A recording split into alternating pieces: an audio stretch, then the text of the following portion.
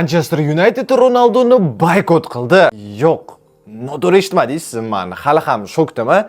Keling sizga ham to'liq ma'lumotni aytib beraman. Avvalambor kanalimizga obuna bo'lib qo'yasiz. Ha do'stlar, bugun uyg'onib bunaqa xabarni eshitaman deb hech o'ylamagan ekanman. Qarabsizki, bu jamoani rasmiy onlayn do'konidan o'zingizga forma buyurtma qiladigan bo'lsangiz, u yerda Ronaldo degan ismni yozolmaykansiz. Bitta bloger o'ziga shunaqa ismli forma buyurtma qilmoqchi bo'lgan ekan, ammo unda o'xshamabdi. Ya'ni qarabsizki, Holland, Messi, Greenwood va hokazo xohlagan ismingizni yozsangiz bo'ladi, ammo aynan Ronaldoni yozaverkansiz. Boshda men bu fake deb ishonmasdan hatto o'zim tekshirib ko'rdim va ko'rayotganingizda Ronaldo deb yozolmayman, lekin Ronaldo deb yozadigan bo'lsam, o'xshayapti. Nima sababdan bu jamoa o'zini afsonasini yomon ko'rishini to'g'risi men tushunmayapman. Menimcha endi bu videodan keyin ko'plab Cristiano muxlislari Unitedga oldindagi iliqlik bilan qarashmaydi. Siz esa hoziroq bu videoni barcha Ronaldoga muxlislik qiladigan do'stlaringizga